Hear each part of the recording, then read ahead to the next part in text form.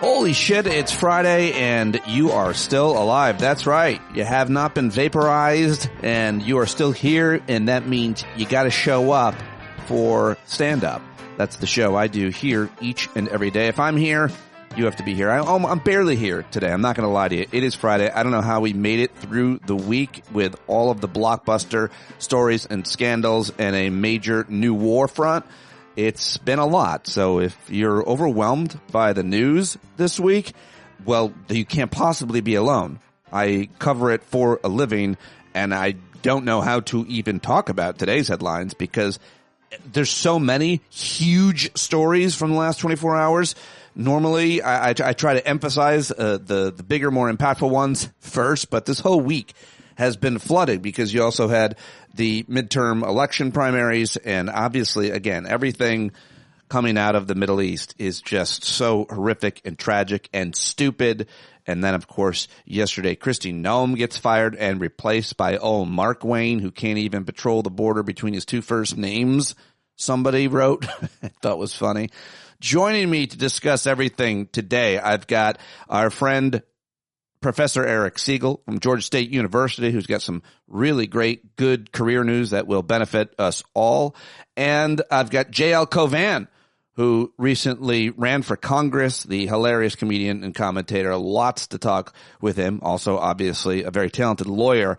And I have great conversations with both of those guys coming up. They are also available for you to watch. I was live with both of them on YouTube's and back on Substack, figured it out. So live on Substack and YouTube, I need you to subscribe there at StandUpWithPete.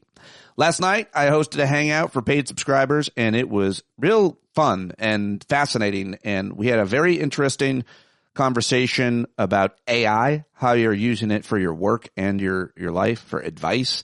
It was really an important conversation to listen to between 40 and 80-year-olds talk about technology and how we're using it. I highly recommend you go watch that or listen to it. I'll put a link in the show notes for paid subscribers. But now I am going to get to just some headlines and then the interviews. I'm going to cut out early today on a Friday because Julia is skipping school and I am skipping the rest of work so we can go skiing. Didn't think it was going to be possible because it rained all night, but it looks good, so we're going to get out there. But first, I've got your headlines. If you want to jump right to the interviews, my conversation with Segall begins at about 14 minutes, and my conversation with J.L. Cauvin starts at about 59 minutes. But here are yesterday's headlines. Okay, well, the February 28th school strike in Iran, which killed dozens, including children. One number is 175, mostly children. Well, it appears to have been part of an attack on an adjacent naval base in southern Iran, where U.S. forces were operating. The total death toll yet to be independently confirmed, but it looks like it was U.S. strikes, according to this new analysis by the New York Times. And it's something that we need to be responsible for. It's something that we need to feel something about, and it's something that we need to do something about. There just isn't a cost to these wars except for those who fight them, and that's less than 1% of Americans, and they shouldn't be fighting any war. This is not a war that was brought upon us. We chose this. We're the bad guys, and it is so horrible. It is just so horrible to watch, and I was so happy to connect with people last night to talk about it. Also, Senate Republicans yesterday blocked a resolution which would curb the military authority that our stupid, psychotic, murderous now president has just taken upon himself, sends a clear message to the country and the world. Republican lawmakers are, at least for the moment, unwilling to put a check on our dictator's operations in the Middle East, and there's little the Democrats can do about it right now. The Trump administration, bracing for more U.S. casualties and considering whether to put troops on the ground in Iran, has begun reaching out to Tehran's domestic opposition as political allies, potential allies, to foment an uprising against the regime. I'm sure that'll go really, really well, for sure. And to all the Democrats thinking about supporting this in any way, you better not. You better not. Republicans invoked the war in Iran and prospect of retaliatory terrorist strikes as they made another unsuccessful effort yesterday to pass a bill funding the Department of Homeland Security. Democrats are insisting on changes to immigration enforcement operations as part of the measure and blocked it from advancing. Good. The vote was 51-45, falling well short of the 60 that Republicans needed to proceed with the measure. All right. Well, that's at least something, at least a small win. The cost of a barrel of oil is now at $86. Gas prices have gone up 11% in just 1 week. Qatar is warning that oil could double and, quote, bring down economies of the world. According to the Daily Mail, their energy minister has warned that the price of a barrel of oil could double to more than $150. Oh, whoa, wow, that would do it. That would definitely do it. So apparently Russia is now providing intel to target U.S. forces, and Russia is benefiting from this war because there are fewer Patriot missiles to send to Ukraine, I read. So that's great. A lot more to talk about with the war, but I'm going to move on to a whole bunch of other massive stories yesterday. Of course, you know that Kristi Noem was fired like a dog while she was giving a speech. She's the Department of Homeland Security secretary for about 410 days or so, and now she's replaced by this guy, Mark Wayne Mullen, who's a senator in Oklahoma. And man, this guy's a real dum-dum and a freak. Apparently, he fingered the nostrils of sleeping congressional colleagues and their spouses while on a trip to Israel. He fingered the nostrils. What is the sentence I just read and said to you? Is that a thing? People do that? You like put two fingers in someone's nostrils? Gross, horrible, terrible, a violation. I would be so mad. If someone did that, I would punch them in the throat. I wouldn't be laughing. It's awful. He also nearly had a fist fight with Teamsters leader Sean O'Brien during a Senate hearing in November 2023. Remember that? He said apparently he understands why Senator Rand Paul was physically attacked by a neighbor, which is one reason why someone at the Hangout said maybe he'll have trouble getting confirmed, because apparently he and Rand Paul hate each other, and Rand Paul is the chairman of one of the committees that would have to confirm him or something. Anyway, he also stated that he doesn't wear a seatbelt while driving in Washington because he's afraid of being carjacked. It makes no sense, Mark Wayne. Mark Wayne, makes no sense. Make it make sense, Mark Wayne. He claimed after the January 6th Capitol riot that only Democratic political rallies became violent, even though we saw that picture of him crouching behind a row of chairs in the Senate chamber like a coward that he is. He also compared Charlie Kirk to Martin Luther King Jr. Charlie Kirk hated Martin Luther King Jr., but whatever. And Mark Wayne Mullen said that when he called Trump's war on Iran a war, he just misspoke. He didn't mean to go. That was his latest hit, remember? He didn't even think, I don't even think he knew that he was getting the job yesterday. It's just bad. It's really, really bad. Of course, obviously, Mark Wayne. And this is even worse. Read the story yesterday, and it threw me for a while. If you drank more and did more drugs this week, who could blame you? One of the January 6 rioters that was pardoned by Vito Corleone, well, he's going to spend the rest of his life behind bars now because he was just convicted of sexually abusing 2 middle school children. What? This story is horrible when you read about it. He abused these kids. The kids of a woman he was dating, went to jail, got out of jail because he was pardoned, and went back and abused them again. The story is from NPR, and it is a horrible story. He abused 2 kids, an 11-year-old boy and a 12-year-old girl, in all the ways that you can imagine people abuse children. It's detailed. Unfortunately, I read it in this NPR story. I won't get into it with you, but it's so bad, and that also has to be something that people talk about. You can't, he was pardoned and he went back and abused kids. All right. What else do I have? How am I getting through this? How are you getting through this? Thanks for doing it with me. Some 24 states are challenging the new global tariffs that His A-Holiness has put into effect. They filed a lawsuit over import taxes that he imposed after a stinging loss at the Supreme Court. By the way, The Week magazine has an amazing picture of John Roberts spanking him over his lap. It's real good. The Democratic attorneys general and governors in the lawsuit argue that Trump is overstepping his power with this planned 15% tariffs on much of the world. Yeah, I think so. Also should mention that Tony Gonzalez is dropping his reelection bid after admitting to an affair with his staffer. So maybe he's done. I guess he's done. He's still there, but that's a good thing. Republican leadership called for him to step down, and now he's going to. Some shame left, maybe a little bit.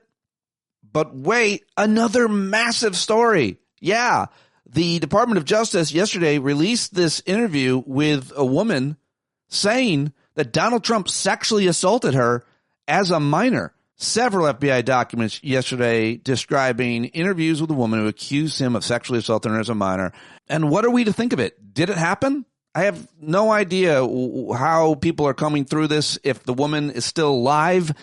These are details that everybody wants to know. Some people have. I haven't read into it, but I'm sure a lot more is going to come out over the weekend as folks go through these new pages released, these new Epstein files. It's crazy, though. This is a really huge story and potentially why we're at war. I mean, some people think it's a pretty fair guess. Several things can be true at once, but there were multiple interviews in 2019 with a woman who claimed that both Epstein and Trump assaulted her as a minor. They detail her uncorroborated accusations surrounding her interactions with Trump in the 80s when she claims she was between 13 and 15 years old. The woman, whose name is redacted, but somehow I feel we're going to find out who she is, but maybe not, alleges, and it's none of our business, but if she decides to go public or if somebody figures it out and outs her, it alleges that the assault occurred after she met Trump and a group of people that included Epstein.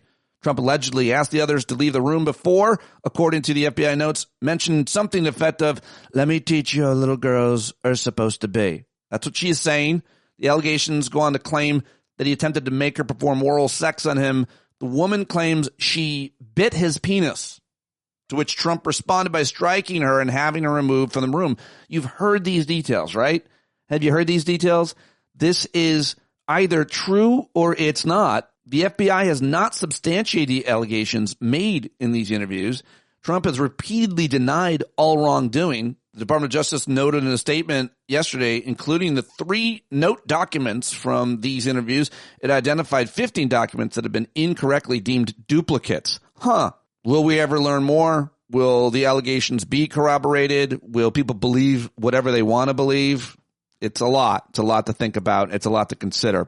And it's sadly not unbelievable that our current president may have done this. He certainly was around very young women a lot. He hosted beauty pageants and was seen over and over hosting young women at his casinos and in other places. So it's just such a gross thing. It's such a hard thing to deal with and to imagine, to believe that this is the timeline that we're in. But it is, and I guess those are the stories that I've got for you today. It's a lot, I know, between the bombing of these girls in Iran to these allegations against our current president and everything in between. Yesterday and this week was so much. So let's take a deep, thoughtful breath together, breathe out the horrible and breathe in some positivity, and move on to my conversations that I had yesterday with both Eric Segall and J.L. Cauvin, because I don't have a clip show for you because I'm cutting out early,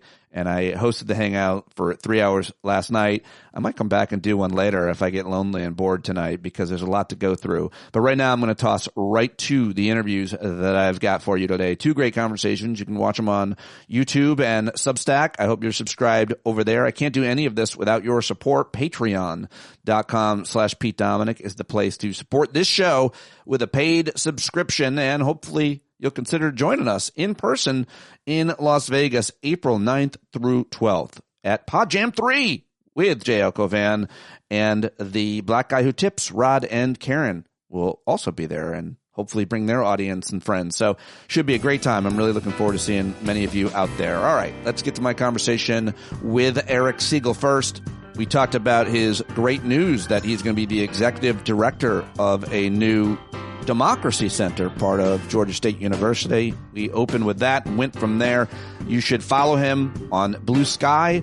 You should buy his books, and you should support him in all the ways that you possibly can. If you're ever in Atlanta, look him up. It's great every time we get to talk to my good friend, Professor Eric Segall, the Legal Eagle, right now. The Legal Eagle, Eric Segall. Time to talk about constitutional law, the Supreme Court, and so many more things with our good friend Eric Segall. Thank you for joining us. Thank you for being here whenever you're available. I've missed you. It's been a couple weeks. How are you doing? Good to see you. Congratulations on this great news we're about to talk about.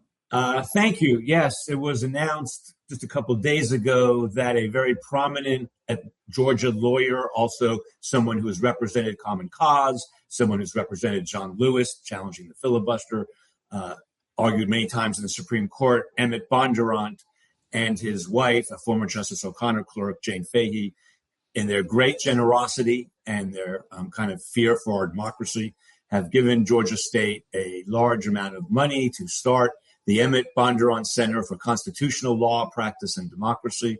I was incredibly flattered and proud. They asked me to be the executive director, and we are going to be up and running come this fall. And Erwin Chemerinsky, who's the dean of Berkeley, is going to be our first guest in November. And this center is going to, over the years, try to build connections between judges, lawyers, students, the media. And it's a general constitutional law center. So we're going to be talking about all the things you and I always talk about, guns, that kind of thing. But the primary focus is going to be maintaining a country that has free and fair elections.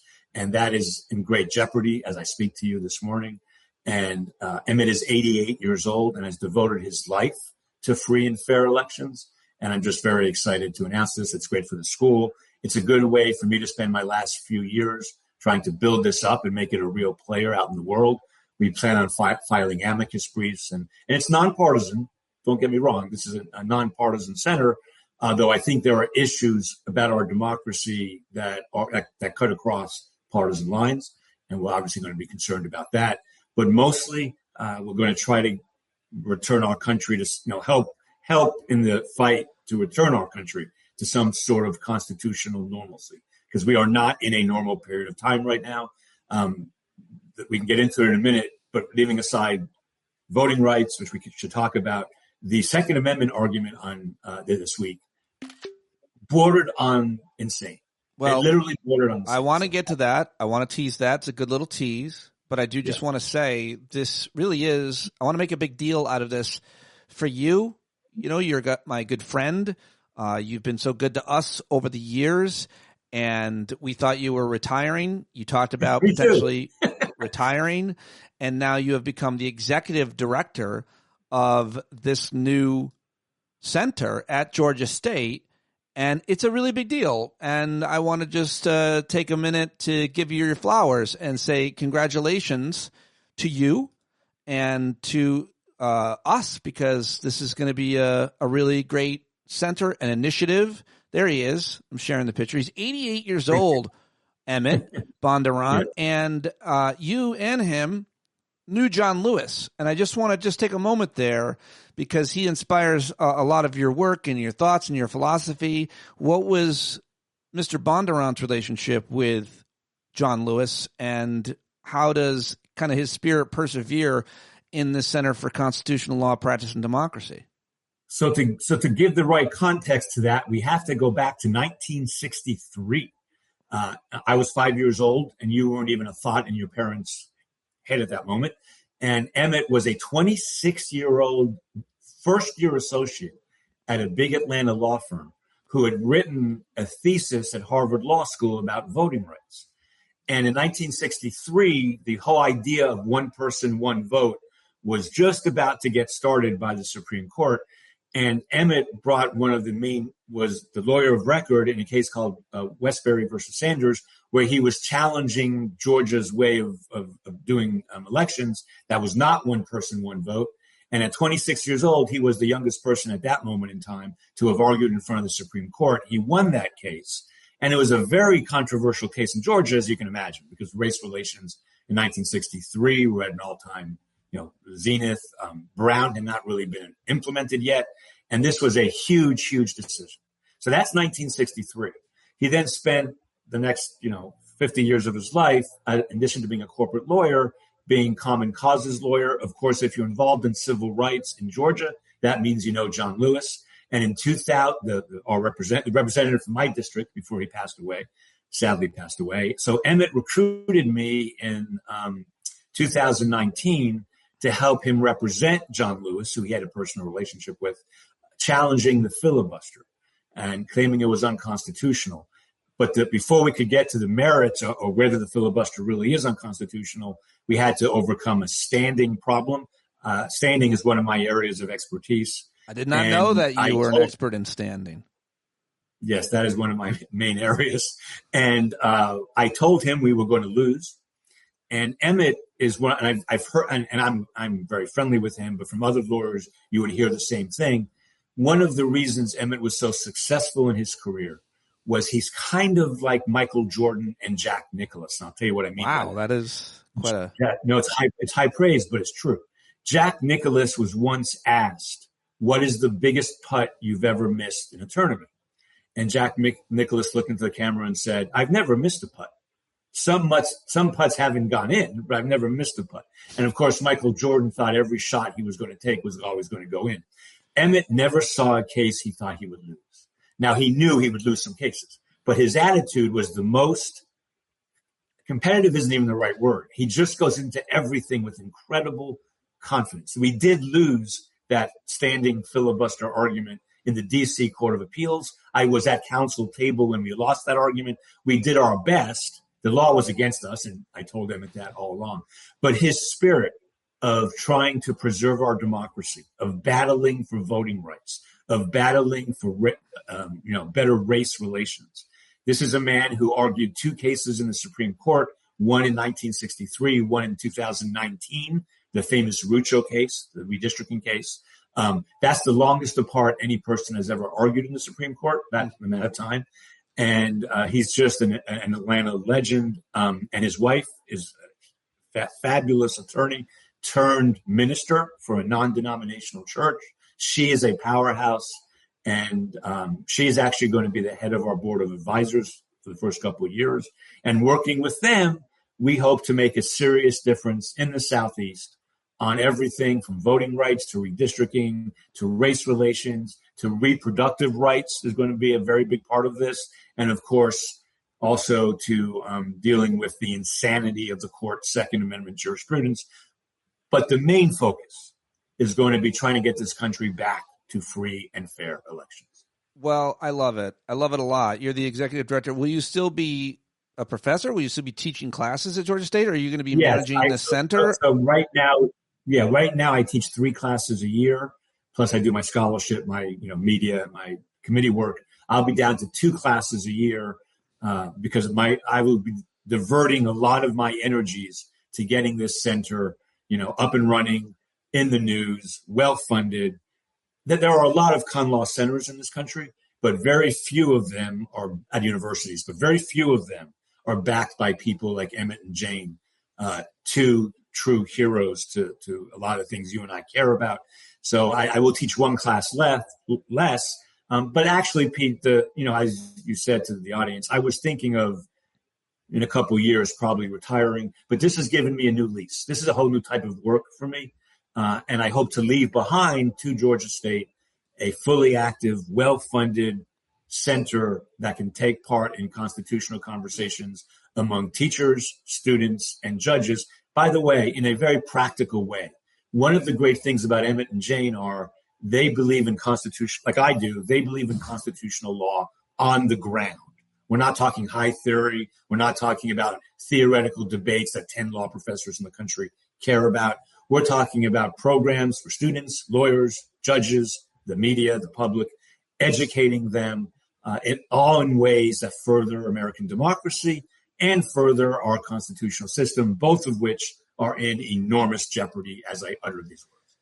Yes, indeed. Lots to talk about. And I want to get to war powers in Iran and everything else. You mean Iran, according to our Secretary of... He calls it Pete Hegseth, DOI hire Pete Hegseth, who is...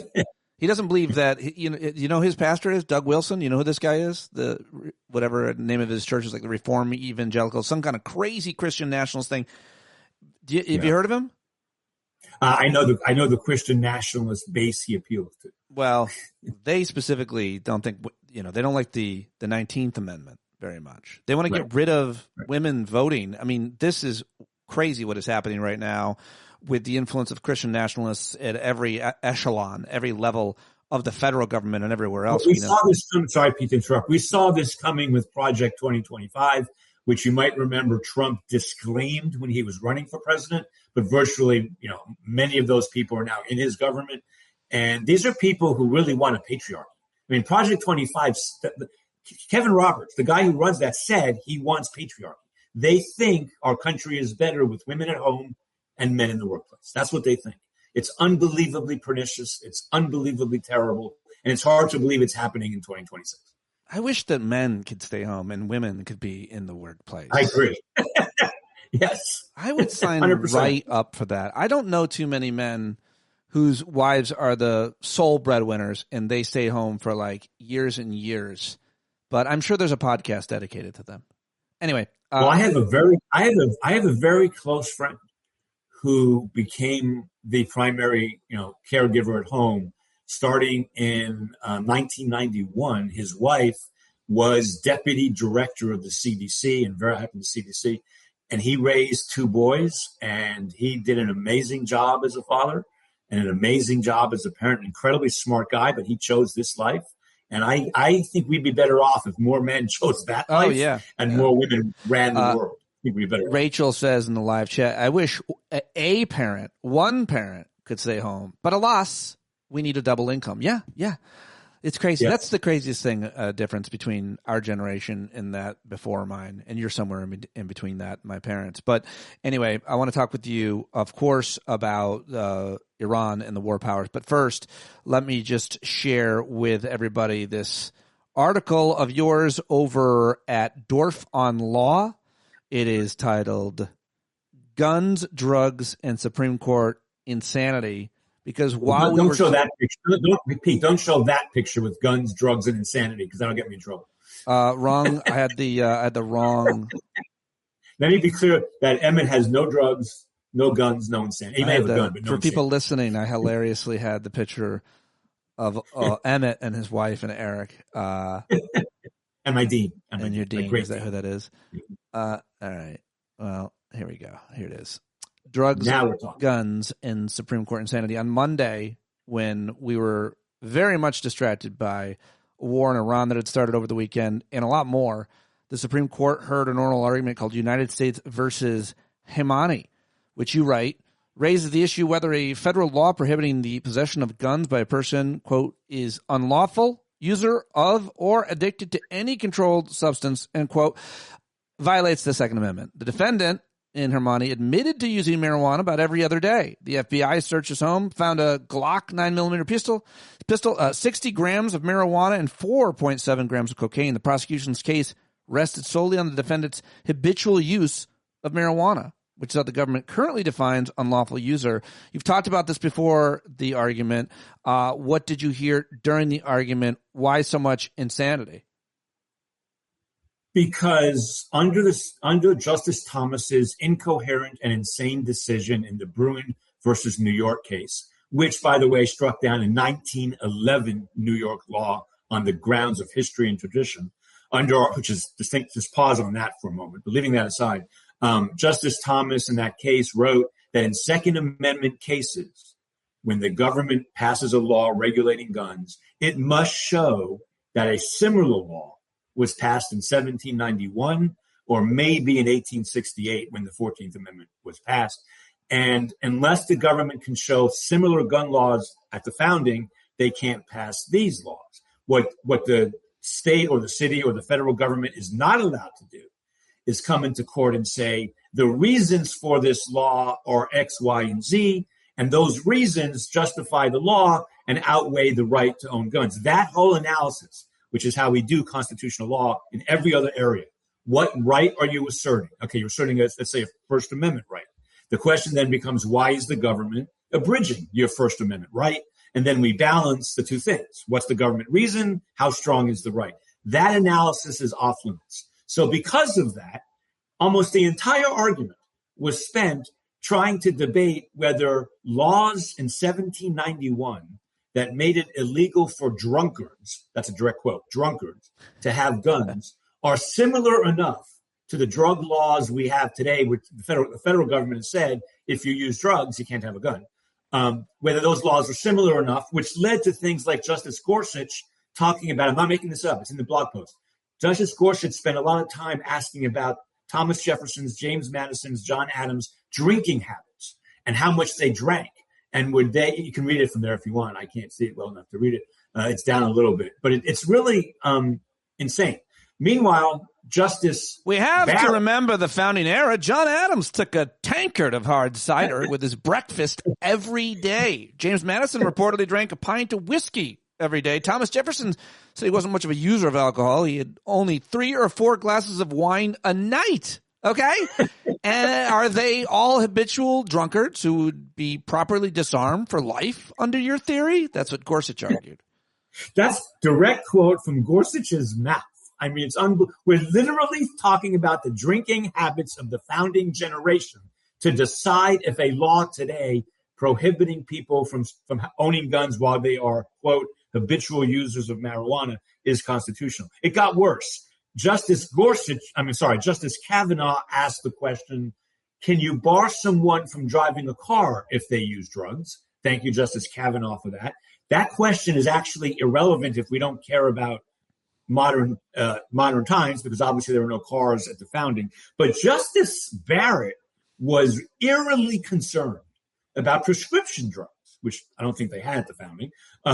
And what if your wife she asked this question. If your spouse uses Ambien pursuant to a prescription and you steal your Ambien's, you take a pill from your wife's Ambien bottle, does that make you an unlawful user? The whole argument was insane. The way this case should be decided, and this is not just Segall talking, this is some Second Amendment experts talking as well. This should not be a Second Amendment case. This should absolutely not involve the Second Amendment at all.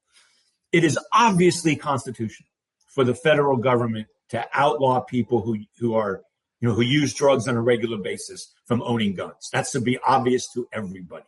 We don't really want people on heroin and cocaine, or for that matter, Percocet, carrying guns around. It's kind of a bad idea. But in this case, the issue is, were they an unlawful user of marijuana? And the federal government defines unlawful user as habitual, but never defines habitual. You don't know what that means. All criminal laws, not just Second Amendment laws, all criminal laws have to give people fair notice of what is illegal and what is not legal. That's just all criminal laws. Otherwise, you violate due process. We have to know how to gauge our behavior consistent with the law. And the federal government has failed to provide a clear definition of what habitual user means. That's not a Second Amendment problem. That's just a criminal law due process problem. The court and a bunch of gun experts said that, including me on Dorf on Law 2 weeks ago. Unfortunately, in their zeal to enlarge gun rights and their zeal to speak, they're going to decide this is a Second Amendment case. What's interesting is Justice Roberts and probably Alito, because of their hatred of all things drugs, are probably going to vote to uphold this statute. So that's 2 votes to uphold it. I'm not sure what the liberals are going to do. My point is the entire analysis was about drunkards and what happened in 1791. And that doesn't tell us what we should do today with the relationship between guns and drugs. And they even admit marijuana as a drug didn't exist in 1791. Yeah, that's, I think, interesting. Also, the other thing that didn't exist in 1791 is automatic weapons, semi-automatic weapons, assault rifles, whatever you want to call them. But that is something that nobody ever wants to talk about. What I find amazing is that the mass media, some con law people on social media did this, but I understand there's a lot more important things going on right now in the world, and that's fair. But still, the idea that we're talking about Thomas Jefferson's drinking habits to decide whether people who use drugs in 2026 and can have an AR-15, what is that? I'll tell you what it is. It's insanity. It is just pure. It's not how con law is done. We always ask, what is the government doing? Why are they doing it? And how important is the right? That's what we do. In Second Amendment cases, we're not allowed to ask that, which led, last word on this, Justice Jackson at the end of the opinion. And Justice Jackson has pretty much said she has sympathy for originalism, much to my chagrin. But at the end, Justice Jackson says, what are we doing here? Half of the questions asked in this argument we're not even allowed to ask. So what aren't relevant to the historical questions that Cauvin are asking about cars? That's technically an irrelevant question under the analysis. And she said, what are we doing? And this all goes back, Pete. This all goes back to one thing. Until Justice Clarence Thomas wrote the Bruin opinion a couple years ago, in his entire career, which started in 1991, the year I started teaching, 34 years ago, in his entire career, he had written at most 2 important majority decisions in con law cases. Because he never, if it was a conservative opinion, either Kennedy or O'Connor or Scalia wrote it. If it was a liberal opinion, of course, Justice Thomas wasn't going to write it. So he had literally in 32 years, he had no practice writing majority opinions in hard con law cases. And he wrote the stupidest, dumbest, most insane opinion even worse than Shelby County, not in consequence, but in reasoning I've ever seen. And so lower courts all over the country are making speeches. Judges are saying, we're not historians. What do you want us to do? Go back to 1791 and figure out if a drunkard by that definition is the same as an unlawful drug. My biggest reaction, my smartest comment here is I love the word drunkard. I think it's real funny that it was used at any point, and it means nothing now. The only person who would ever say it would be like a very old person yelling at their grandson. Or the Supreme Court of the United States. Or the Supreme Court.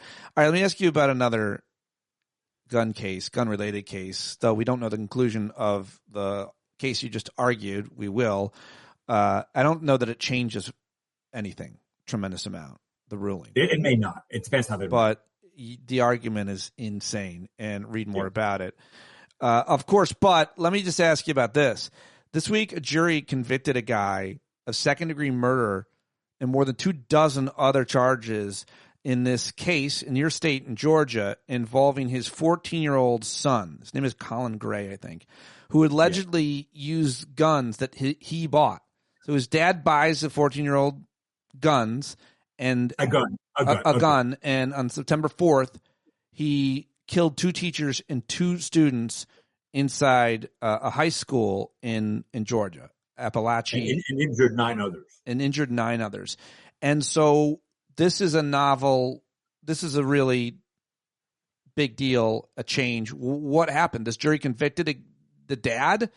This has been, I want to get no jokes for the next 5 minutes because this is serious. Well, I can't promise you. Okay, fair enough. So I was approached by local media to talk about this case, so I did a deep dive into it. I want to tell your audience that when I first heard that a parent could go to jail for 30, 40 years for their son's shooting up of a school, I approached that with trepidation. I thought, we don't usually hold people liable for the acts of third party. The father didn't shoot anybody. So I approached it kind of with a skeptical attitude.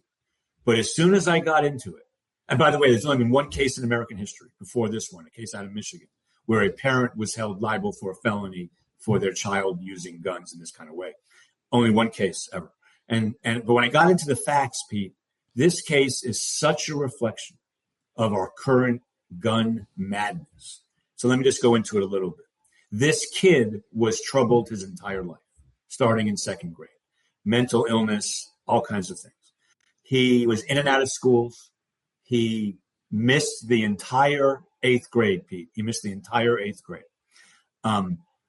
He comes from a broken family.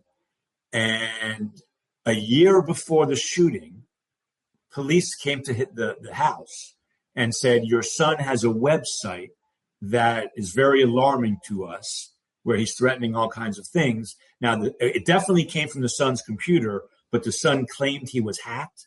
So no action was taken there. In his room, and his father knew this, was a shrine to the Parkland shooter, not the victims of the Parkland tragedy, a mass shooting in Florida, but a shrine to the shooter. And his father knew this. On the day of the actual shooting, before it happened, his mother called the school and said she was worried that her son would do something. So this kid, long history of mental illness, long history of trouble. On his 14th birthday, his father gets an AR-15 and lets the kid keep it in his room. Over the next few months, and this is a family that's not particularly wealthy, he buys his son gadgets for this AR-15 that I can't even describe, a laser scope, a vest to wear, I don't know, all this stuff. Cool. Yeah. And 3 weeks before the shooting, the son texted the father and said, if something terrible happens, the blood is on your hands. Whoa. 3 weeks before the shooting. And despite all of that, the father let the gun stay in the son's. Wow. That is a lot of evidence for a jury to deal with, I guess. And it is. So So I think the jury had more than reasonable cause to find that this father committed crimes beyond reasonable doubt. But Pete, I wanted to say one more thing about this. Let's talk about sentencing first. Now, by the way, this is going to go up on appeal, and who knows what the Georgia Supreme Court eventually is going to decide. If a parent can't be held liable under this circumstance, though, then no parent will ever be held liable because these facts are just as bad as they get. Now, let's talk about punishment for a second. This father, as far as I know, and by the way, the father took the stand to testify in his own behalf because he had no prior record. So that's what defendants do when they have no prior record. And I wanted to have sympathy for him because I don't believe he wanted his son to do this. Did you watch it? Can you watch his testimony? I watched. It was very long. I watched a good part of it. This is what amazed me. And you can find this on YouTube. When he's talking about guns, the father in general, you can tell that he still loves his guns. Even after all of this, he still, okay, I am going to make a light comment just to break up the seriousness of this. You and I did a show live once from Atlanta, Georgia. You were doing a thing at a local hotel here, and I came to see you. And we did a big Second Amendment show, and I'll never forget this as long as I live. A really smart woman called up and said, Segall, Dominick, you're making things too complicated. This is about penises.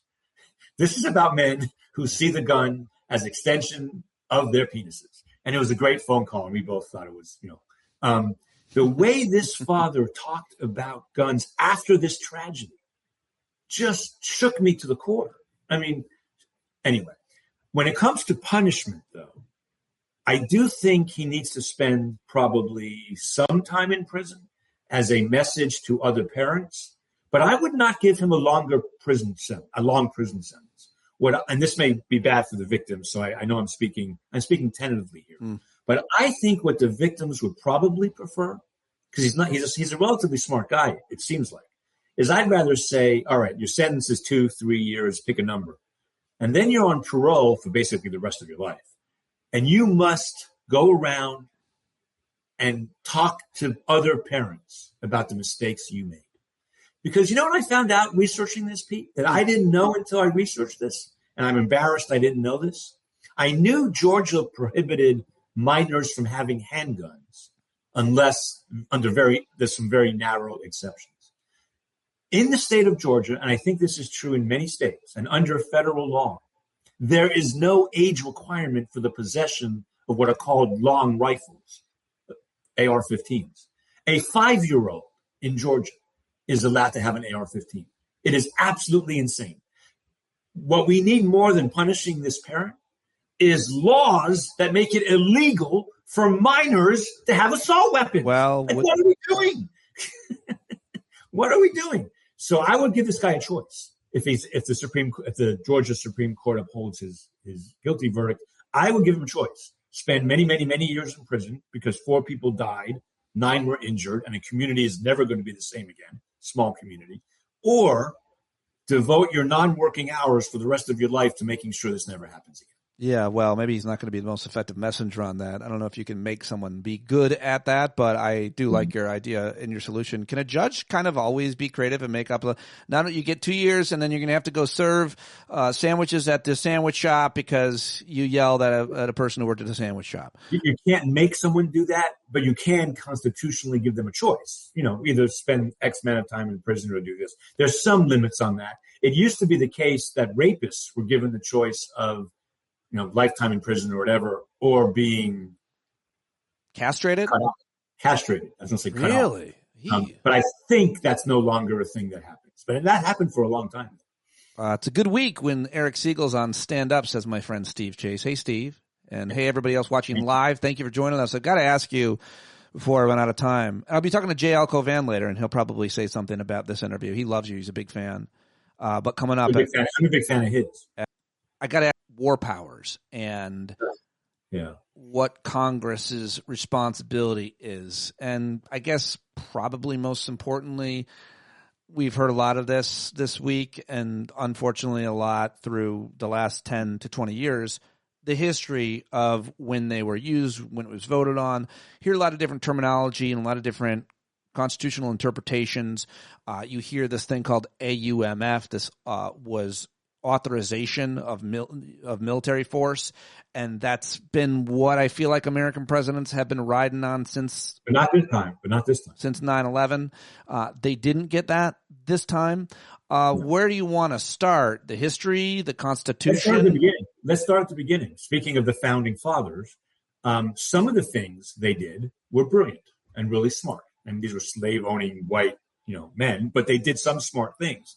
And one of the things is Article 1, Section 8 of the Constitution gives Congress the power to declare war. Article 2 makes the president commander-in-chief. And they did that for a very specific reason. A lot of our history is blurry, especially when it comes to guns, for example. But this history is, and the First Amendment is very blurry, but this is not blurry. They said why they did this. They said it very clearly. The power to wage war, commander-in-chief, must be separated from the power to decide whether to go to war, because it turns out through all of history going back to thousands of years, the people who have the power to wage war like to wage war. And the founding fathers were aware of that. So they basically more or less said before the president can go to war, Congress must declare war. Now, in 1791, that was a very easy rule to kind of implement, because wars, took a lot of planning and money and people and all that. Right. Starting with the Korean War, and then World War I was declared, World War II was declared by Congress. The Korean War was not, the Vietnam War was not. And then, frankly, President Obama did a lot of damage to this when he effectively went to war in Libya and said the war powers resolution. Eventually, Congress passed a statute saying if the president goes to war, he has to do all these things. Obama didn't do that like he was supposed to, because he claimed that without boots on the ground, American troops were not in jeopardy, and therefore we didn't have to declare a war. And now President Trump, who doesn't care about the Constitution anyway, or the statute, the War Powers Resolution, has in fact launched a war on another country without a congressional declaration, and the reason you've been hearing about this imminent threat to the United States and that how Iran was going to, attack us, attack Israel, whatever. They're saying that because obviously if the missiles are coming, if the troops are off the shore of New England, we don't want to wait for Congress for the president to react. We all agree on that.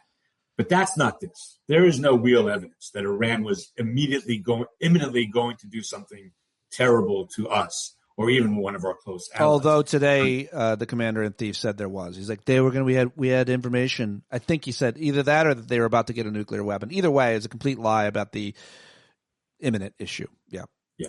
What is really, so we should all agree that in 2026, with drones, with nuclear weapons, whatever the initial balance was between the Congress and the president in going to war, we're not bound by that 1781 understanding. And it may be that in this world, the president needs to act quickly in more circumstances. than the founding fathers could possibly have imagined. And it's certainly the case that we can go to war without risking our own American lives in ways the founding fathers could never have anticipated. However, it is one thing to have kind of a semi-military response to a changing events in the world. It is another thing to basically go to war to change the ruling regime of a country, right, and to take out the country's infrastructure. And that's what we're doing in Iran. And because there was no emergency, he really should have gotten Congress's permission first. And by the way, he probably would have, frankly. I mean, it would have taken some brave Democrats to stand up to this. And maybe they would have, but I doubt it. Well, they wouldn't be brave. They would be to stand up to it. Yeah, I don't know. Well, the politics of it we can debate and discuss. But I was just outraged when I woke up this morning to do the news segment here on the show and read that there was like a dozen Democrats who were saying, we're going to have to fund it or wavering on supporting it. I was like, in the Senate, I'm talking about in the Senate. I'm sure there were many in the House. It should be a line that you cannot cross. It should be a litmus test, just like the voting for Iraq war was. It was looked back on as a huge mistake, certainly for Democrats and for a lot of Republicans. For the world, it was a huge mistake for the world. It was a horrible, horrible, horrible thing, the war in Iraq. This is not that yet, even remotely close. There's so much uncertainty and unpredictability about war, but regardless, the question we're asking you is, what does the law say? So both this is an illegal war, both domestically and internationally. And internationally, now again, if we had really hard evidence that Iran was imminently going to attack Americans or maybe our allies in a way that was devastating, that's different. I don't believe we have that evidence, Pete. We're never going to see that. Now, maybe I'm wrong. Maybe it'll come out, but I'm highly skeptical. Before the big picture, though, the big picture, given what happened in South America, given what's happening in Iran, I think there is a long-term idea by President Trump and the Secretary of War that America has the most devastating military in the world, and we're going to use it, and we're going to show it, and we're going to bully it, and that's not a decision the president should make. That's a decision the president should make with Congress. Obviously, it's not something we should even do. But before we even get to the politics, morality of it, that should be a joint decision among the Congress and the president. But the president is doing it unilaterally.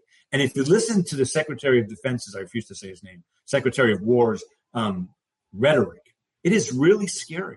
It's like he's talking about a football game. It's like he's talking about a football game. He's a caricature of a caricature. Like he can't be taken seriously by Americans, by the American public, much less our friends and enemies around the world. They watch him and they're like, what the fuck is wrong with this guy?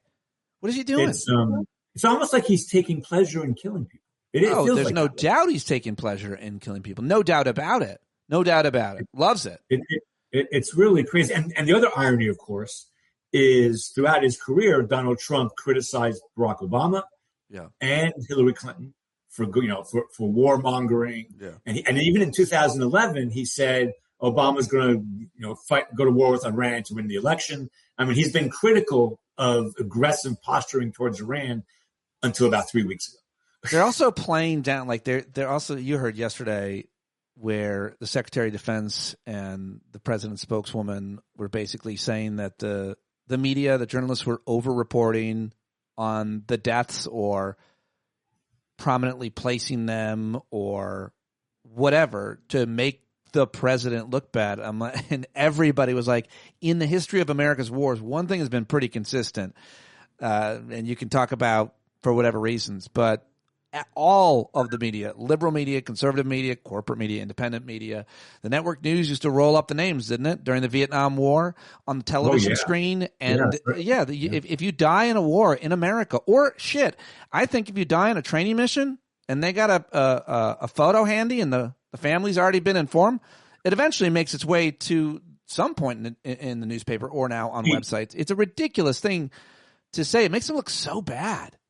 Pete, what ended the Vietnam War really was network TV showing the war. That's what ended. I was alive. I know you weren't, but I was alive and I watched it. And it was a major part in the end of the war. what is so disturbing about this, and it's very science fiction-like almost, is we're seeing this war in a way that looks like a video game. And that's not what it is. I mean, there are buildings coming down. There are kids being killed. War is awful, and they're trying to sanitize it. And that is just a terribly frightening thing. Do you want to say anything before we go about Kristi Noem's testimony, or what happens if Democrats if we have an election and if Democrats take back the House and they're in charge of oversight? I mean, obviously they can impeach any number of cabinet members. They got to decide strategically kind of who they go after. But you could, as I think AOC said, somebody should have, and they probably do, a pretty good database of those who have overtly lied under oath. I mean, for example, she gave a $143 million contract, no bid, to the husband of her former chief of staff or something like that. That doesn't happen. Like, that's the kind of corruption that is happening daily in this administration. But whether it's lying under oath or anything else, what do you make of any of the testimony from Pam Bondi to Kristi Noem, those two particularly, and predictions as to if there is going to be any consequences for the harm they have wrought? A couple quick thoughts that'll be controversial. I know you have to go, so maybe we'll pick this up next time I'm on. First of all, because kids are on TikTok, and I'm on TikTok, and they see this testimony. Kids actually, teenagers, my daughter, they see these interchanges, these exchanges. Bondi, Patel, Noem, all of them are treating the Congress as if they were hostile school children, and they're just their tone, their arrogance, their condescension, their inability to answer any questions. This is horrific role modeling for our country. It's just horrific. And it's gone up about 3 notches under the Trump administration. So that's one thing. But in specific answer to your question, Pete, I'm going to duck it for the following reason. Oh. Much more important than what to do if the Democrats take back the House is I don't think the Democrats are going to take back the House because I don't see a scenario, and there's nothing in Donald Trump's history that suggests that I'm wrong about this. They won't let it happen, Pete. Whether it's through violence, whether it's through cheating, whether it's through intimidation, there is no world where we are at peace and the Democrats control the House this November. There's a world where mass protests and blood in the streets lead to something. But they will not let the House go Democrat. And that's the point I want to focus on. That's the point that Americans need to understand. They will not let the House go Democrat. They won't do it. Look, he almost overthrew the federal government because he thought he lost the election, right? I mean, they attacked the Capitol on the day they were supposed to count the votes. Donald Trump cannot physically countenance losing. And I don't think his cabinet can either. So they will stop a free and fair election if it looks like Democrats are going to carry the House. So we have to focus on that. How do we avoid that is a much more important question than what do we do if somehow we get to a place where the Democrats get power. I think it's fair. I think it's fair. I think it's very fair. I don't think that's what's going to happen. But I think the reason it's not going to happen is because of what you said, because people are going to be focused on it. And there's some amazing organizations out there that are doing all kinds of things. And I think Democrats in Congress right now, and I think the reporting I've seen on the conversations and relationships between blue states, attorneys general, is that they're ready for everything. And so, you may be right. You may be very right. And I think, though, the point is we do have to be focused on it. All right. I mean, Pete, just real quick. The FBI somehow got a search warrant for Georgia's voting records, and that search warrant should not have been issued. Right. But I think the reason they collected those voting records has nothing to do with proving the election in 2020 was fixed. It has more to do with figuring out how to make sure it doesn't happen again in an unlawful way. Oh, I think that's a big deal, Pete. I think that's a very fair point. Absolutely. Yeah.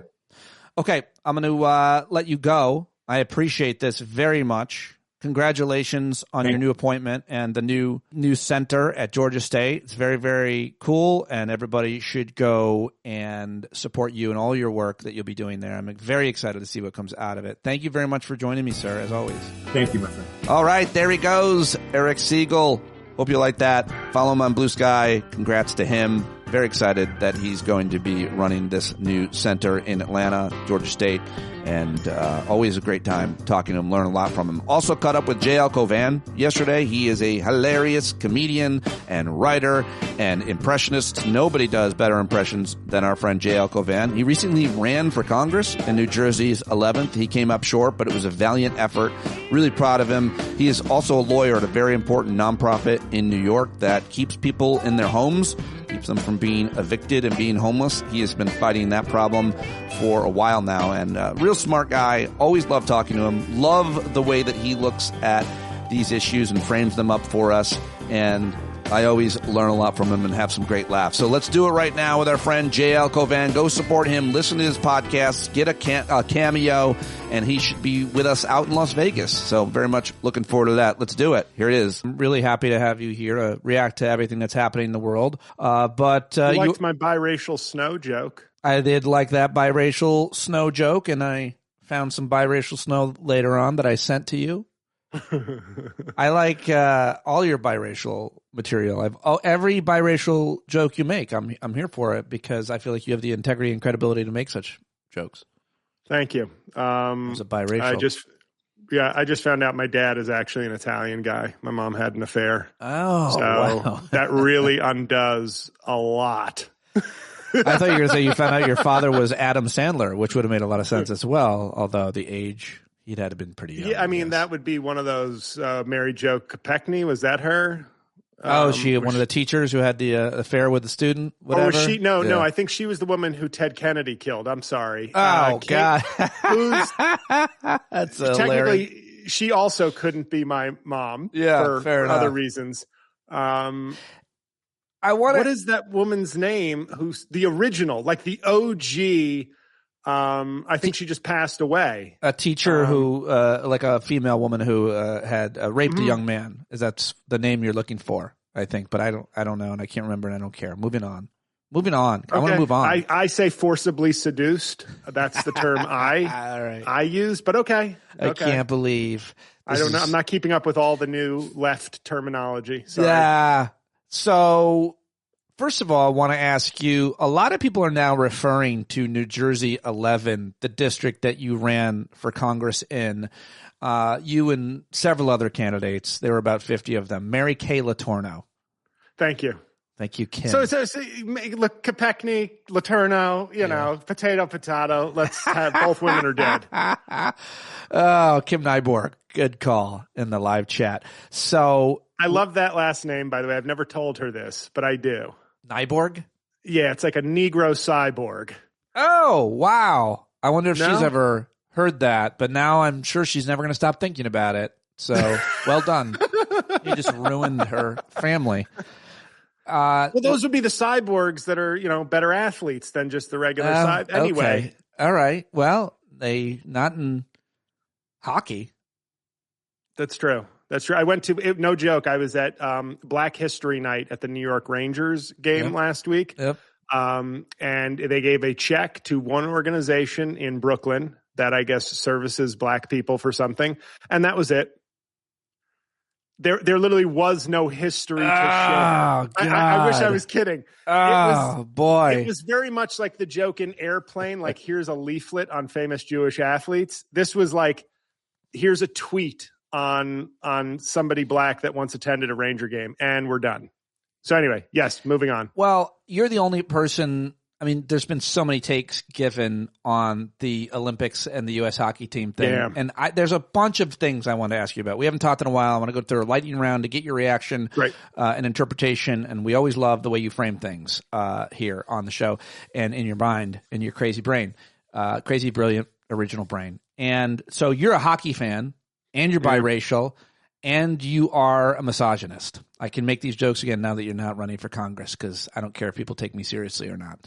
And jokes, there's a lot of truth in those jokes. 100%, in fact, of the joke you just made. So the issue about the men's and women's hockey team and equity and all of that, not to mention just the fact that a lot of the men's team were obviously MAGA. So it brings in the racial component, which we can easily talk about when it comes to hockey and why there's not a lot of black players and so on, or interest in it from black folks. And more importantly, so the racial component, the gender, sexual, sexist component, all of it, I wanted to get your take, seeing as that you also are inside the mind of Donald Trump. When he called that locker room, I was excited for what video you would be putting out. His call to the locker room, on the scale of Donald Trump things, it's a 1 out of 10. You know what I mean? In terms of outrage or scandal? Yeah. In terms of, because, I mean, if I invite you guys, I got to invite the ladies, that part of it thing. It was him wanting the world to still be Mad Men. Like, everybody, we got to bring the wives to the State of the Union. You know how they are, these balls and chains. But that's what it was. Like, in an objective way, it was like one of the least offensive things he's ever said or done. But yet, to make a joke, this wasn't just a, hey, fellas, leave the wives at home kind of thing. This was, hey, they just won a gold medal for the country in exactly the same fashion. A 2-1 overtime win over Canada. Now, they were the favorites, but to demean them, and I know, yes, it's a joke, but you're the president, and they just won for the country. So maybe they shouldn't be and I'm, all jokes aside, I am not a never punch down comedian. I punch down, I punch sideways, I punch up, whatever.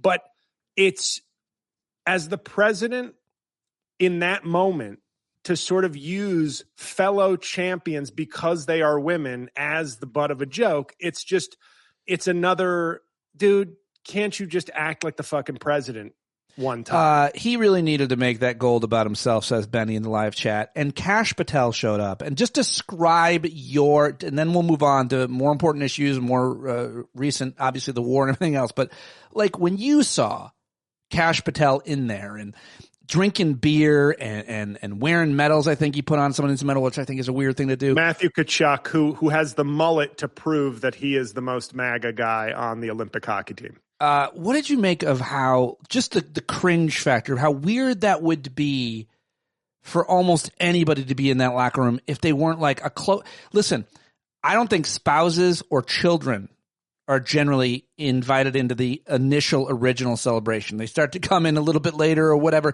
But like for him to insert himself in there or anybody to invite him, that was the weirdest pick-me cringe thing I think I've seen from from anyone in this administration. And that's hard to beat. What did you think? I just thought it was sort of pathetic, but I also realized that we now live in two worlds where anything the Trump administration does is kind of like, hey, wouldn't you do that? Like it's this projection of you, regular person. Wouldn't you want to party with the Olympic champs? Yes, but I'm not the FBI director.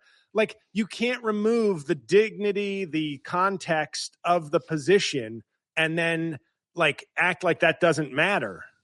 Yes, I guess it would be cool to party after a team won the gold medal. Yes, me, regular citizen who likes hockey. But it's pathetic, and I'm the 900th person to say this, but it really did have like an adult getting a Make-A-Wish kind of vibe. Well, his own FBI agents were calling him Make-A-Wish Cash or something like that, is what I read. Yeah, I've said this many times during Trump 2.0 especially, but we're at this point where it's just like everything is gone. Every kind of guardrail, every sort of guideline, ethical standard, norm, decency, it's all gone.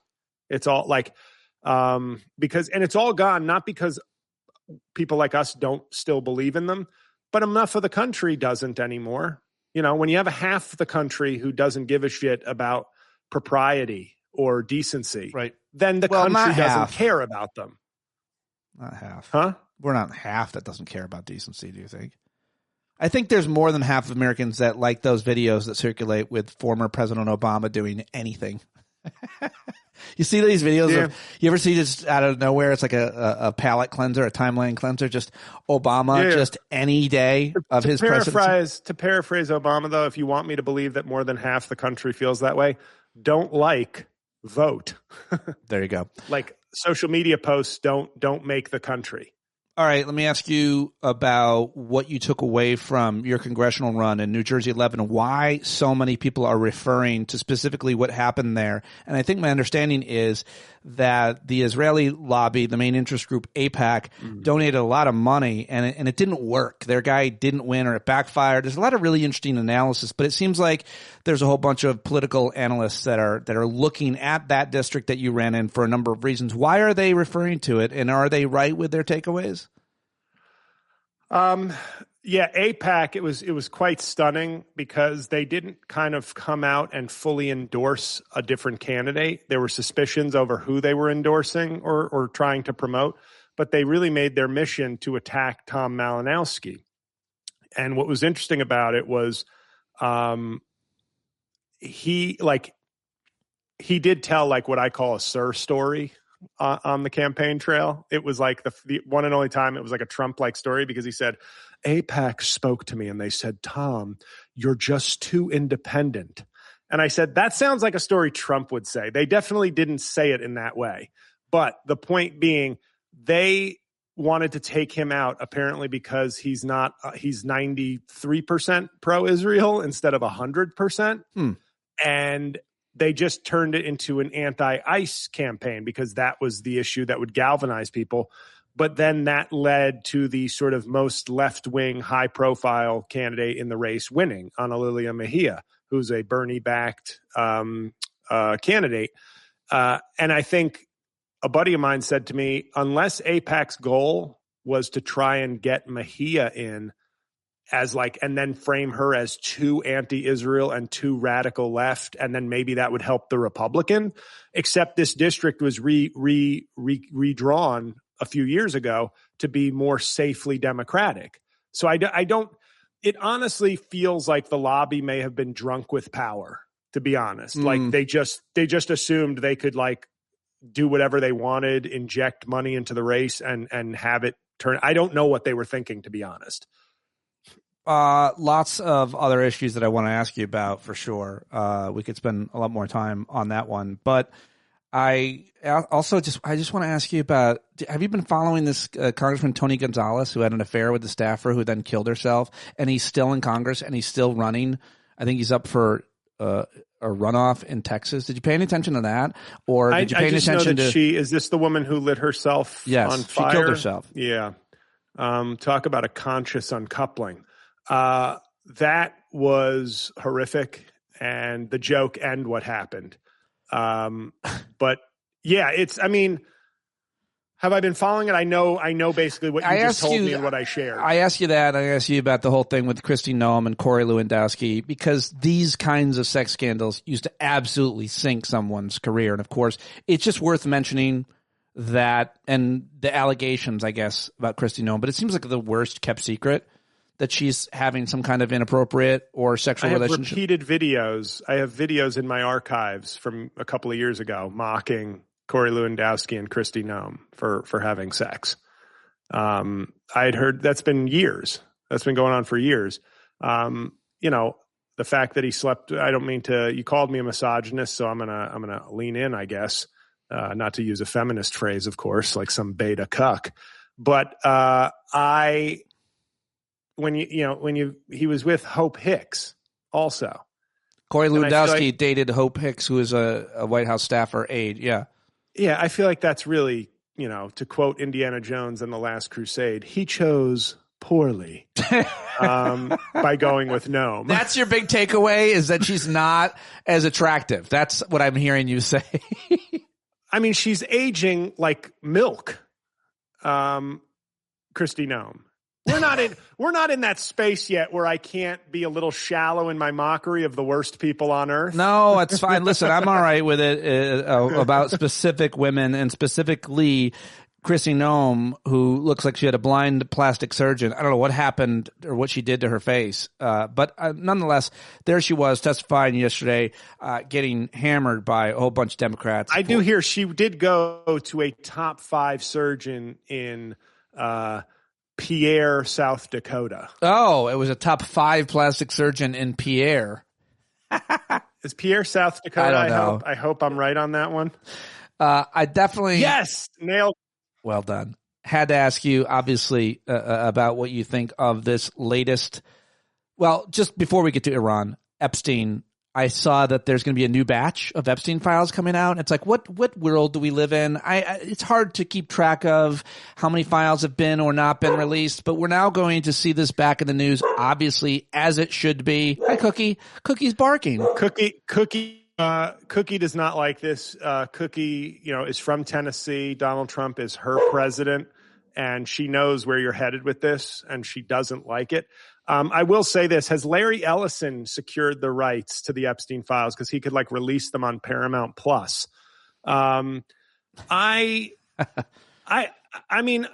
I don't know what we're doing anymore. The president is, I find myself more disgusted with Pete Hegseth, to be honest, in a weird way right now. Maybe he's just getting the spotlight, because it's like the worst man on earth is running the country, hiding his own rape scandals, and he's got the worst member of Cobra Kai Dojo, bragging about murder at press conferences. We are disgusting. We're gross. Our country sucks right now. I'm sorry, and I love it. This is who we are right now. Whenever people say this is not who we are, I go, well, this is who we are. Yeah. We're not all that. The rest of the world is watching our representing. Yeah. They're not watching me and you. No offense. They're watching, although I do have a robust Australian and Canadian fan base, as do you. Your best friend is in Australia. I'm big there. I appear on Australian television quite a bit. I can't walk around anywhere in Perth. Huge ratings dip, I hear, when you appear. But anyway, I don't know how you got a hold of there. I was looking at the data. I have a lot of fans over there. I was crunching the numbers. No worries.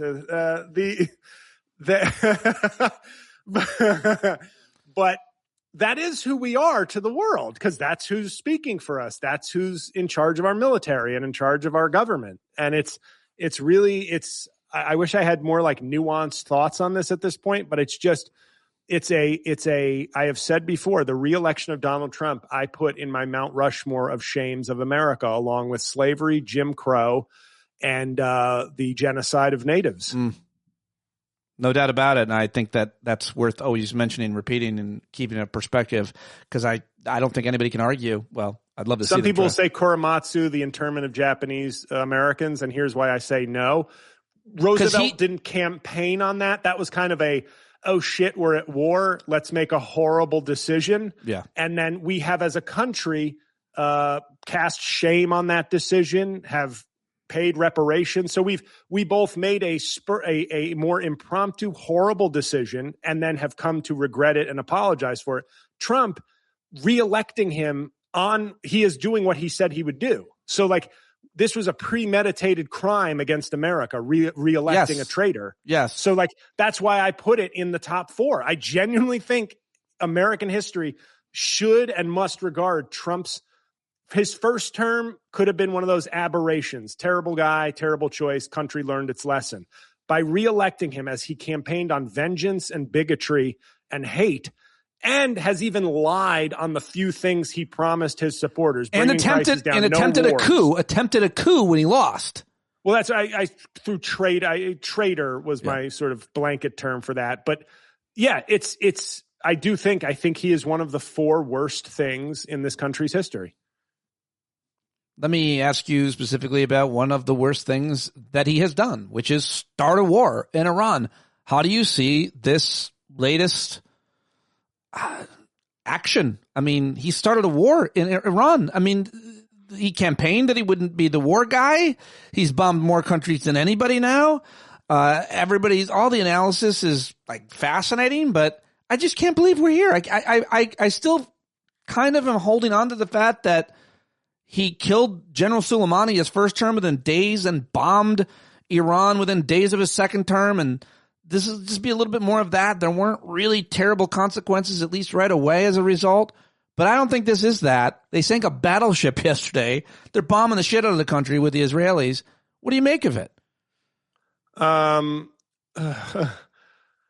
Somebody tweeted something about, like, I really think Benjamin Netanyahu is the worst president we've ever had, like, as far as America. I thought that was a very people are saying that the Israelis occupy America because they have such a stranglehold on Congress and obviously Trump. And for what? What is America's interest in defending Israel, especially after they committed genocide? But you were saying, well, killing brown people has always, as I name my, three of my four Mount Rushmore of worst things America's ever done involve the killing of black and brown people. Right.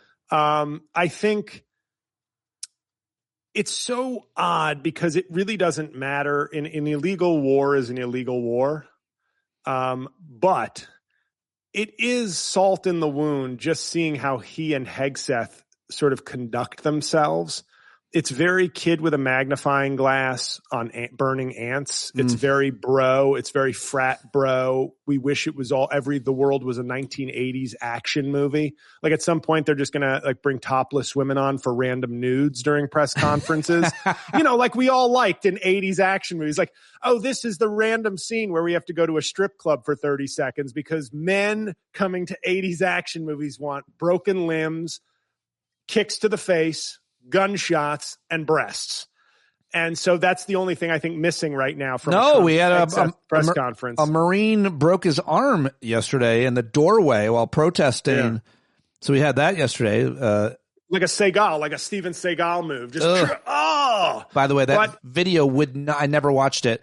I don't want to watch someone breaking their bones, having their bones broken. In this case, it's Marine, but it was in every timeline I went to, everywhere I went. I was just being fed that video, which says a lot. Go ahead. More about the invasion and what it means for us and for Trump, I guess, too. Like, no one likes this. No one wants this. I heard Carolyn Levitt. I watched her press conference, and it's so funny. They're just so schooled now in the Trump method, which is their only job is to be insulting and aggressive and uncompromisingly supportive.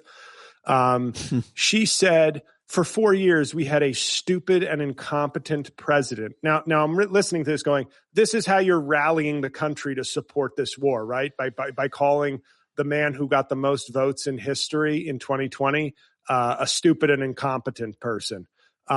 He was stupid and incompetent. And she actually said, and he was busy trying to send weapons to some faraway place called Ukraine. And I was like, oh, that's where we are now. Whenever I see people, I almost hate the caveats at this point. Nobody's shedding any tears for Khamenei. Nobody's shedding any tears for him. Nobody's shedding any tears.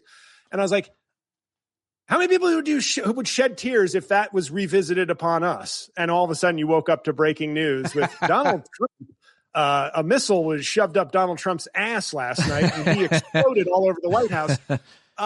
I don't know. I think you'd see David Hasselhoff on top of the ballroom singing about freedom as half of America came out and danced, let alone the rest of the world. Why the Hoff? Why would the Berlin Wall fall? Oh, he was on the Berlin Wall. Okay.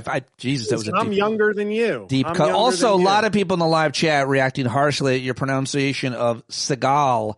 Steven Segall, you said Segall, and people are outraged. There's only one Segall in my book, and that's Katie Segall of Married with Children. Well, I just talked to Eric Segall, so let's go back to more reactions from you because I'm loving this. You're on. You're on a good. Lukewarm takes with JF. No, this is you haven't had maybe a chance to really let it rip. Specifically on the Israeli-American Iran invasion. Most Americans don't like it. It's like 20%. We're old enough to have lived through 9/11 and the Iraq War where they had to sell us that, then get congressional approval for military action, authorization of military action, what they call the AUMF, not a declaration of war. But there was no time. He didn't even mention it in the State of the Union. He mentioned it like for 5 seconds, and then he made a video that he posted on Truth Social, and all of a sudden, the entire Navy and Air Force is launching bombs. Yeah, I'm getting Threads updates when I wake up from Lori Kilmartin on the West Coast announcing war to me because watching it at like midnight Hey, LA Lori, time. we love you, Lori.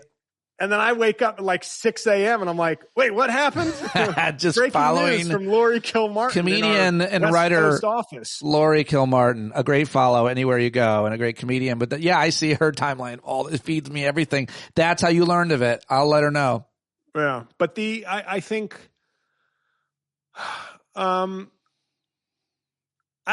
just, once again, and I've said this before on your show, really regarding 2021, the failed conviction of Trump. But once again, Senate Republicans proved to be the founding fathers' worst nightmare. A gutless bunch of bitches with 6 years in office and no spine. Because one Republican maybe voted yesterday to for a war authorization. And I know then, and they just traded. John Fetterman voted for it, so it literally had like no impact. But the total surrender by congressional Republicans of their duty is Trump is the worst. But the real damage has been the complete capitulation by Republicans en masse in Congress. That's like, and we as a citizenry continue to sort of both sides of it in our minds and blame Democrats and go, but what about it? We have a worse than non-functioning opposition party. The Republican Party is like dead. They're just hundreds of lifeless bodies doing whatever Trump tells them to do. That is the huge problem. And that's why I always say, hey, vote for whatever Democrat you want. But at the end of the day, vote for a Democrat. They will do something. They believe in government. They believe in the functions of government. They believe in helping people broadly. You may not like their solutions. You may not think they go far enough, depending on who we're talking about. But whatever Democrat you think is the biggest piece of shit or the biggest time to move on, light years better than Republicans, with the exception of maybe Thomas Massey, who seems to at least have carved out some integrity. Yeah. I may not agree with him, but at least he seems to be standing where he stands on issues, no matter who's consistent in office. With his principles, regardless of who's in office. Yeah, Rand Paul's like that to some extent, and most Democrats, I would argue, are like that. Let me just wrap up on this question that I asked Eric Segall as well about the midterm elections. Why are people so mad about me saying Steven Segall? Segall. Steven Segall. I don't know. I feel like these are people who didn't watch his movies. You mispronounce people's names more than the average person who goes out in public and talks. I think you do. I taught you a lot, and I think you do. I cannot think of any examples, but I'm pretty sure you're guilty of it. But do you think there's going to be a midterm election? What does it look like right now? Because Eric Segall made a really good case about Trump didn't even want to let his election for president go. And there's no way he's going to allow the election to be secure and function, quote, normally. Democrats are winning everywhere in places that Republicans are retiring in Montana and everywhere. And yet we're still worried about the security and legitimacy of the elections in November. What are your current thoughts about it? There's obviously no case to be made for political violence, Pete. If they steal the election, unless of course they steal the election, there is. You stepped on my line. You stepped on my line. It's everything's on the table at this point. I think what Trump has done, how he conducts himself, how he's telegraphed everything he's doing. I think what people need to sort of realize, and it seems that this is what works so well in Trump's favor. We're in the age of unlimited streaming and smartphones. And I think Donald Trump could never have come to office 30 years ago, 60 years ago, 100 years ago. He could have never. And he certainly would not have been able to sustain this grip on power. but I think people have enough creature comforts. People have been turned off from politics enough that level of cynicism gives him a little bit of wiggle room to try and really fuck shit up. And I think, once again, it has to be, and if the voter turnout is overwhelming in 2026, like everybody hates what he's doing, Republicans, independents, podcasters, bros, everybody comes out and it's a landslide for Democrats, a swing of 50 seats, even with partisan gerrymandering, just some, well then, he always plays jujitsu, right? Which is like, use your attack as like, use their momentum against them. It's going to make, well, how could they do that? Doesn't this, he does it with Biden's win. How could it possibly, but clearly they cheated, and then they find a reason, China, or anyone else, and they just state it. And with Biden, it's sad to say, my argument for why Biden got so many votes is people don't care that much, and they could do it from home, so they did it. I still think that's such a sad commentary that when you could do it from home and you had nothing else to do, you're like, I guess I'll use my most important right as a citizen this one time. Because people could vote because of COVID, a lot of voting rules. Although they've rolled back a lot of those rules, and they're trying to roll back a lot more with the SAFE Act and everything else. I don't think that's going to pass. But I think the more difficult they make it to vote, I believe that it has that kind of opposite effect. The more likely we are to vote, the more we hear about it, the more it makes us mad. And if they do, in fact, just deny the outcome of the election, there will be violence. There just will be. Not encouraging it. I mean, it's going to happen in that case. I can't imagine otherwise. And I'm thinking about that more these days, and I hate it. But it's very sad. But we put ourselves in this position, and I cannot believe that in 2026 I'm still getting into arguments with people online about how this is Hillary Clinton's fault or Kamala Harris's fault. Well, if those are real people, bring them to the show. Bring them to me. Yeah, Al Gore, Hillary Clinton, Kamala Harris, or whatever the changes would have been if those people had won. I can't believe how much better a world we'd have if we had never had Bush, and then especially, all due respect to George W. Bush, the plague that is Trump. You're a comedian, a comedy critic. You even review comedy specials and have a lot to say. What did you think? And you also have a lot to say about Saturday Night Live. What did you think of that sketch? The "How dare you"? Most people have seen it by now, I hope. The Tourette's one? No, the one where they slap each other with the glove. Oh, you didn't see the "How dare you"? Oh, that one. No, I did see that one. Oh, I thought it was funny. Okay. It was like a Family Guy joke where they kept doing it long enough that I went from going, this is dumb, to, okay, now I'm enjoying it. I just wanted to get your insight. I knew you'd have some insight on that. I've just been obsessed with that, and why I haven't been very many sketches. I just love the performances. I thought the whole setup was really fun and funny. They've been, and I don't know if this was because like a couple of years ago, there was a great movie that made like no money called Saturday Night. It was about the first episode of Saturday Night Live. I loved that movie. Yeah, I thought that movie was really amazing. Good. Very good. And and I feel like it showcased a little bit. And then I read this book on SNL, and it kind of showcased how early on it was a much more alternative, out there kind of vibe to the show. And I have felt over the last 2 seasons that SNL has been trying to lean a little bit more into the weird, a little more into the alternative, and with some results that are really good, and some where I go, hey, sometimes weird is not funny. Well, they got to compete with really funny. They got to compete with the funniest irreverent stuff on TikTok and Instagram and other social media platforms that are really good, really funny to, not to everybody, but they have so many different niches out there. It's hard to be mainstream necessarily and still be original and inventive. Anyway, I don't know what I'm talking about, but you do. Okay, plug anything you want, and then I'm going to wrap it up with you. Oh, we're done? Oh. Yeah, I got to go. I got to call my mom. All right. And by the way, and I want to tell everybody now publicly that I accepted your mom's friend request within 72 hours max of her car accident. Just in case anybody out there is still not a believer of the JL jinx. So bad that you're taking any responsibility for my parents' car accident. I mean, if I told you the amount of car accidents that occurred to people close to me in the space of like a month, you would not believe it. God. But, I got rear-ended the day after my mom and dad got in a car accident. It wasn't serious, but I was running to the hospital. And what was his name? Tom. He's an EMT. It was great.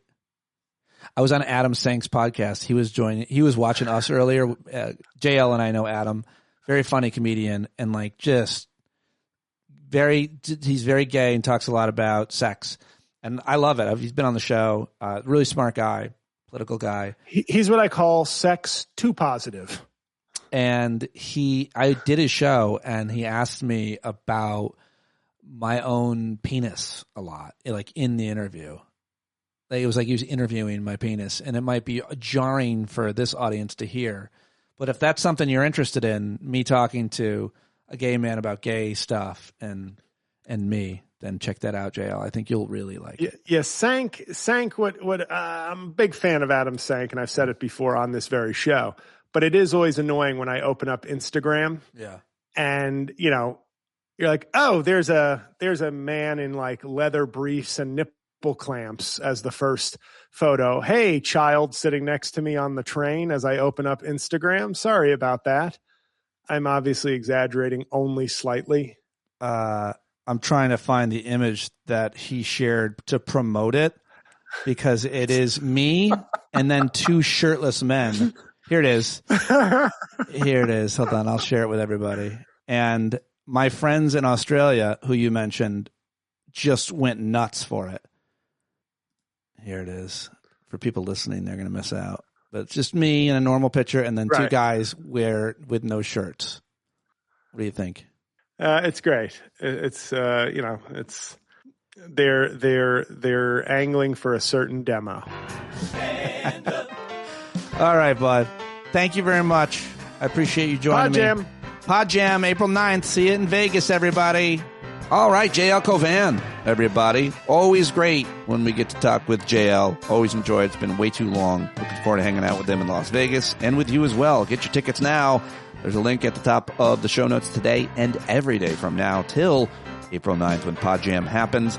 That's all I've got for you today. I cannot do it without your support. And thank you for joining me at the Hangout last week. Thank you for your support this week. I have a lot of great guests next week. I realized this week was almost all men. And so next week is probably going to be hopefully almost all women.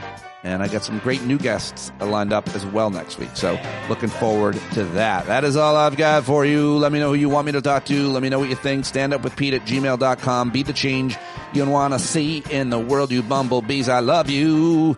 Talk to you later. Have a great weekend. If that's possible, you'll find it. I hope.